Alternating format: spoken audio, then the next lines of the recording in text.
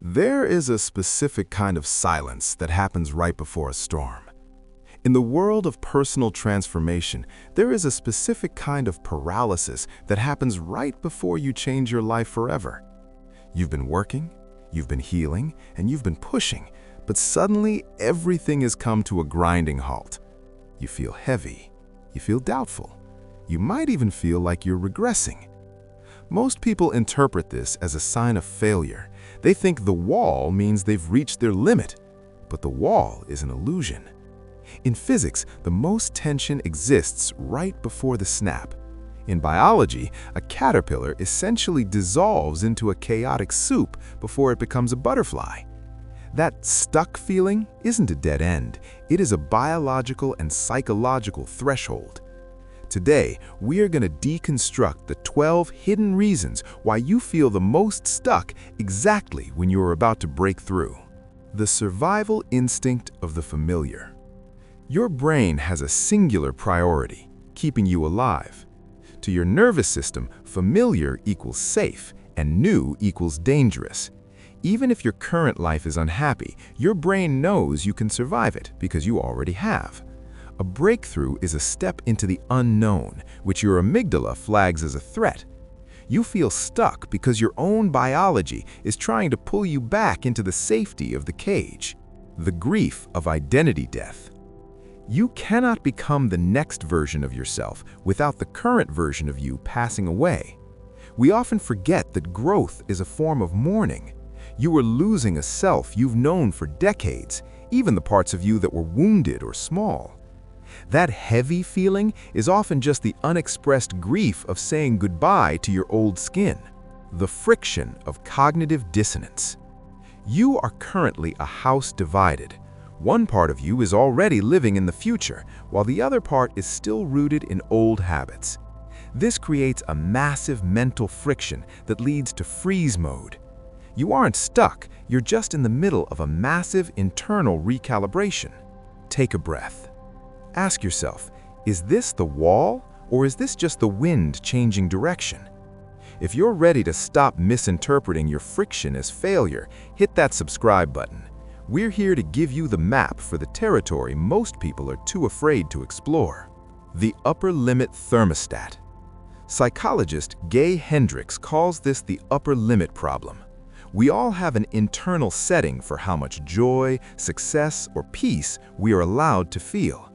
When we approach a breakthrough, we trip that thermostat. To bring ourselves back to a comfortable level of struggle, we subconsciously create a state of feeling stuck. It's a self-regulatory mechanism to keep us from the danger of being too happy. The weight of new responsibilities. Growth isn't just more, it's different. A breakthrough often implies a higher level of visibility and a new set of demands. Your subconscious might be parking the car because it's not sure if you're ready to handle the traffic of your new life. The threat to social belonging. Humans are tribal. If you break through, you might outgrow the people around you. You feel stuck because part of you is afraid that success means isolation. You are subconsciously slowing down so you don't lose the people you love. The secondary gain of the struggle. There is a hidden paycheck in being stuck. It gives you an excuse not to be judged, a reason to receive sympathy, or a shield against the fear of failing at a higher level. To break through, you have to be willing to give up the comforts of being a victim. The valley of disappointment. In any process, there is a gap between the input of effort and the output of results. You've done the work, but the world hasn't caught up yet. You feel stuck because you're looking for external validation for an internal shift that hasn't materialized in the physical world. Yet, perfectionism as a defensive shield. When you are stuck, you are still a work in progress. There is no final grade. But a breakthrough means you've arrived, which means you can finally be critiqued. You are using the feeling of being stuck to stay in the rehearsal room because you're terrified of opening night. The exhaustion of rewiring. Neuroplasticity, the literal changing of your brain's structure, takes an immense amount of metabolic energy. That sluggish brain fog feeling is the physical cost of building new neural pathways. You aren't losing your mind, you're building a new one. The fear of being seen. For many, being average or stuck is a form of camouflage. If you break through, you will be seen, you will be exposed.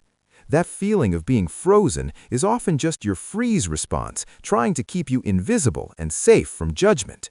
The void of the neutral zone. This is the space between the no longer and the not yet.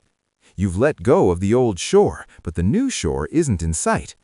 It feels like drowning, but it's actually the only place where true transformation can take place. You have to be nobody for a while before you can become somebody new. The resistance you are feeling right now is not an omen, it is a weight training session. The wall is there to make sure that the person who walks through it is strong enough to handle what's on the other side.